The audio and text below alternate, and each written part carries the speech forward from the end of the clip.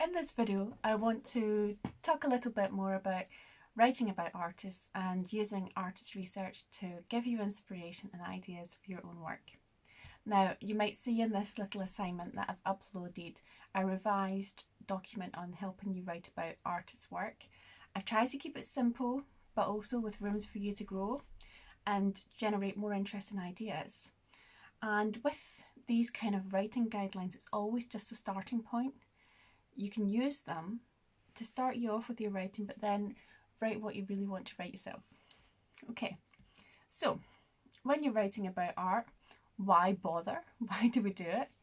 Why not just make your own art? Well, nobody creates art just from nothing. Everybody kind of has influences and ideas from other things, and what we're trying to do is we're trying to expand our cultural and artistic knowledge so we can kind of begin to steal ideas from other people, but putting them together and creating something unique that would never have happened before. That's the ideal. So, we want to do research.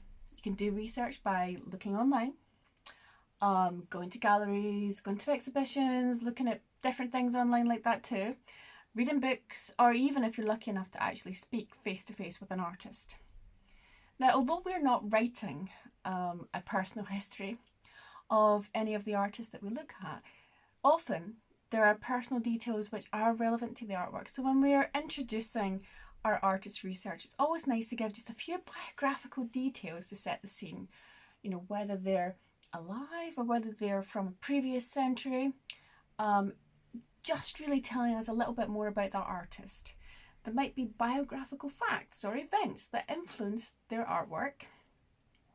Now, I love to see quotes on your books about the artist's work. I think it's really lovely to just give over the voice to the artist so we actually hear what they truly think themselves.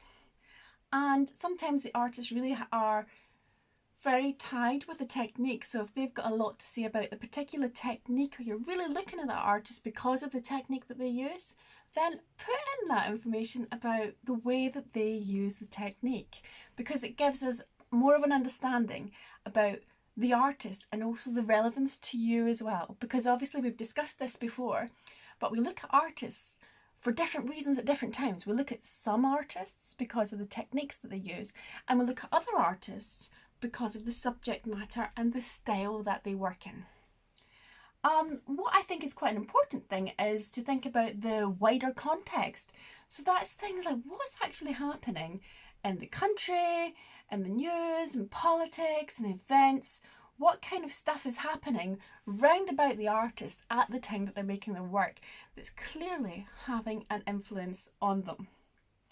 Okay, now I think it's always good to have the artist's name, the kind of time when they were around, the painting's title, size, date and medium, if you have that information. Now, sometimes because you've seen something totally amazing on Pinterest, you can't track down that information, but you still love the image, and it's okay to write about that, but just say where you've seen it and put as much information as you can. Now, sometimes I use a reverse Google search to find the image so I can track down the artist, and that's really successful because then you can find out much more stuff about them. I did a reverse Google search for this image and I found out it's a whole range of artworks by these artists. So, you know, it can give you that little bit more insight when you do that. Go on the extra mile. Okay, so I want to talk to you a little bit about this painting here, and I've chosen to write about this really interesting painting, and it's by a collective, so it's more than one person who's making this artwork, and they are known as a sixth floor collective, and they're contemporary artists. That means they're artists who are working now, today, they're still alive, and they're working between the UK and Lebanon. Now, this painting is from a series called We're Loving It, and it is 76 centimetres by 56 centimetres. So kind of, you know, fairly big. Not huge, but, you know, big enough. So I've started off my analysis with a quote from them, okay? And it's written down in the analysis that I've already written, so you can see what that quote is. and it's about, consumerism. So for me, first things first, wider context of this painting is global warming crisis. It's that idea of using fossil fuels and polluting the atmosphere. And it's all the work done by the collective, the Sixth Floor Collective, is based on this kind of theme of consumerism, pollution, global warming, this idea that now is the time to kind of stand against that. That's why I'm really interested in this artist. Okay, so I start off writing about the subject, and here I just really describe what's in the painting. And it's a painting of a young boy who's got a respiration mask on and it's pumping oxygen to him. And at the top of his head, there are chimneys with black billowing smoke polluting the atmosphere. And I'm trying to be, quite evocative in my language. Billowing smoke. I'm trying to use my words to kind of create drama as well. The boy is looking straight at the viewer with an intense look. And that kind of makes it the focal point. Okay, his eyes draw you into the painting and hold you there. It seems to create a strong bond between you, the viewer, and the piece of work. The background is a dirty grey colour, and it's dark around the edges, and it's kind of implying that there's a build-up of this grime and dirt from the polluting smoke. The boy is off-centre in the composition, which allows for the plume of smoke to come from the chimneys. For me, it's quite a sort of quiet, serious painting with no real extra details to distract. And the boy's got some colourful details on his clothing, which I think serves to remind us of the youthful playfulness of him, which is somewhat subdued in this painting. Now, I think that this painting evokes an incredibly sad and foreboding sense.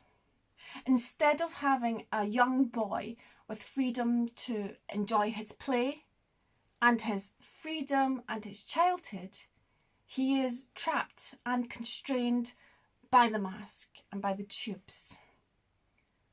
His eyes almost seem to plead with the viewer, as if he is asking for help. The symbolism of using the respiratory mask is really powerful, especially now as we've got COVID and we're kind of like seeing images of people on ventilators, not able to breathe. This whole phrase of not able to breathe is a real moment just now in the world that we live in, from the BLM to also the COVID crisis to this not going away anywhere global warming crisis. So this picture kind of seems to encapsulate some of these ideas. The feeling created of using the chimneys with the smoke is intense and deeply sad. It's the idea that this smoke keeps being formed